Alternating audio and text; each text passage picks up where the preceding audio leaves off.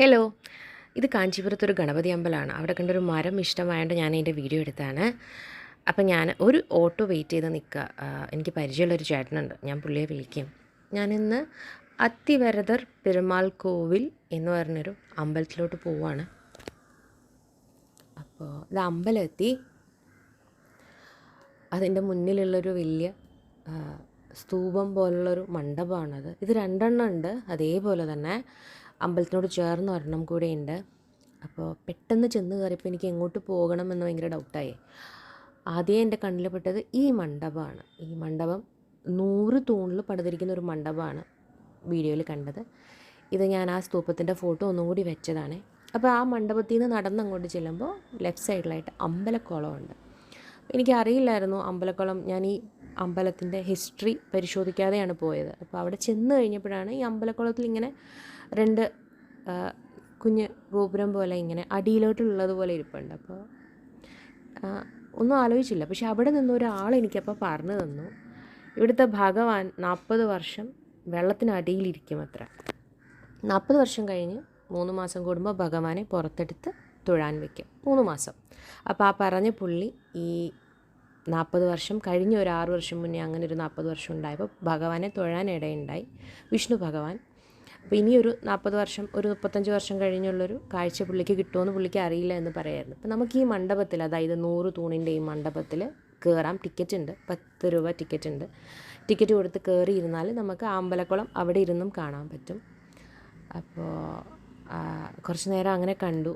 ഈ തൂണുകളുടെ ഒരു പ്രത്യേകത എന്ന് വെച്ചാൽ ഈ തൂണുകളിലെല്ലാം കഥകളാണ്, മഹാഭാരതം കഥകളാണെന്ന് തോന്നുന്നു എൻഗ്രേവ് ചെയ്ത് വെച്ചിരിക്കുന്നത്.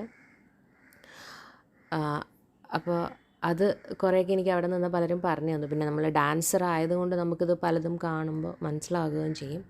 മൊത്തം ചുറ്റി നടന്ന് കണ്ടു.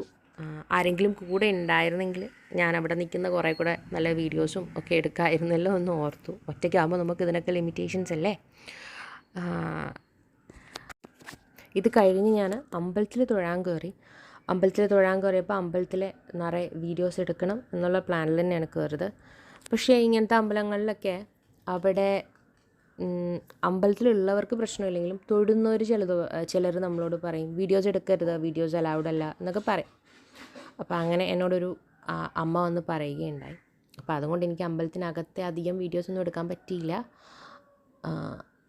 ഈ മണ്ഡപം ആരായാലും വന്ന് കാണേണ്ടതാണെന്ന് ഞാൻ പറയും. അത്രയൊരു പ്രത്യേകതയുള്ള മണ്ഡപമാണ് ഈ 100 തൂണിൽ വെച്ചിരിക്കുന്നത്. അപ്പോൾ ഭഗവാൻ ഇപ്പോൾ ആ കുളത്തിനടിയിൽ ഇരിപ്പുണ്ട്. ഇനിയൊരു 35 വർഷമൊക്കെ കഴിഞ്ഞാലേ പുള്ളി പുറത്ത് വരുള്ളൂ. അങ്ങനെ അമ്പലത്തിനകത്ത് കയറിക്കഴിഞ്ഞ് അമ്പലത്തിനകത്ത് അധികം വിഷ്വൽസ് എടുക്കാൻ പറ്റിയില്ലെങ്കിലും അമ്പലത്തിൻ്റെ ഒരു സൈഡിൽ, ഇതാണ് അമ്പലത്തിനകം, ഒരു സൈഡിൽ ഭയങ്കര ഒരു ആലുണ്ട്. അപ്പോൾ ഞാൻ ആ ഭാഗത്തെത്തിയപ്പോൾ അവിടെ അധികം ആൾക്കാരും ഇല്ലായിരുന്നു. പിന്നെ എനിക്കത് എടുക്കണം എന്ന് തോന്നി. അപ്പോൾ ഞാൻ ആലിൻ്റെ ഭാഗം മാത്രം വീഡിയോ എടുത്തു. ആ സൈഡിൽ നല്ല ഭംഗിയുള്ളൊരു പണിതിട്ടിരിക്കുന്ന ഒരു ഏരിയ ഉണ്ട്. അപ്പോൾ അവിടെ പക്ഷേ ഭഗവാന്റേതായിട്ടുള്ള ചെറിയ കോവിലുകളോ അങ്ങനെയൊന്നും കണ്ടില്ല. അപ്പോൾ ഒരു കുറേ ഏരിയ ഉണ്ട്. ഇതാണ് ആ ഏരിയ. തിരക്ക് വരുന്ന സമയത്ത് ഇവിടെയൊക്കെ ആൾ കാണും, അല്ലാത്തപ്പോൾ ഒരു ഭയങ്കര തിരക്ക് കാണില്ല. ഞാൻ ഇതിൻ്റെ മാത്രം വീഡിയോ എടുത്തു. ഇങ്ങനത്തെ ആൽവൃക്ഷങ്ങൾ കാണുമ്പോൾ ഞാൻ എപ്പോഴും മനസ്സിലാലോചിക്കും, ഈവൻ നമുക്ക് ചെയ്യുന്നൊരു ഗുണമേ, എന്തോരം ഓക്സിജൻ പ്രൊവൈഡ് ചെയ്യുന്നുണ്ട് ഇങ്ങനത്തെ ആൽമരങ്ങളൊക്കെ. നമുക്ക് അധികം കാണാൻ കുറവാണല്ലോ ഇങ്ങനത്തെ മരങ്ങളൊക്കെ. പിന്നെ ഞാൻ അമ്പലത്തിലൂടെ മൊത്തം നടന്നു. 2-3 ഭഗവാന്റെ വാതിലുകൾ തുറന്നിരിക്കുകയായിരുന്നു, അടച്ചിട്ടുണ്ടായിരുന്നില്ല. അവിടെയെല്ലാം കയറി തൊഴുതു. എന്നിട്ട് അമ്പലത്തിൽ നിന്ന് ഇറങ്ങി കുറച്ച് ഒരു റൈറ്റ് വശത്തോട്ട് പോകുമ്പോൾ അവിടെ ഭഗവാന്റെ വേറൊരു വിഗ്രഹം ഉണ്ടായിരുന്നു. സുദർശന ചക്രത്തിൻ്റെ 2 സൈഡിലും ഭഗവാൻ ഇരിക്കുന്നത്. ഞാൻ ആദ്യമായിട്ടാണ് അങ്ങനെ ഒന്ന് കാണുന്നത്. 2 സൈഡിലും, ഒരു സൈഡിൽ സുദർശന ചക്ര മൂർത്തി തന്നെ, മറ്റേ സൈഡിൽ യോഗ നരസിംഹ എന്ന് പറഞ്ഞു, യോഗ ചെയ്തുകൊണ്ടിരിക്കുന്ന നരസിംഹമൂർത്തി. 2ഉം ഭംഗിയുണ്ടായിരുന്നു. പിന്നെ വീഡിയോ എടുക്കുന്നത് ശരിയല്ലല്ലോ എന്ന് വെച്ചാൽ ഞാൻ വീഡിയോ എടുത്തില്ല. ആ ഭാഗത്തു നിന്നും ഞാൻ അമ്പലക്കുളം ദർശിച്ചു. ഒരു പ്രത്യേക കാഴ്ച തന്നെയാണ് ഈ അമ്പലത്തിൻ്റെ പ്രത്യേകത.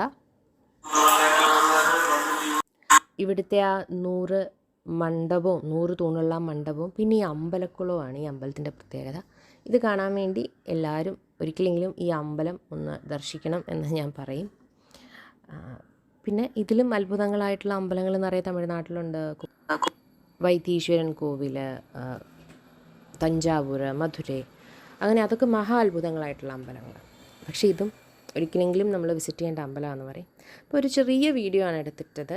ഇഷ്ടമായെന്ന് വിചാരിക്കുന്നു. ബൈ.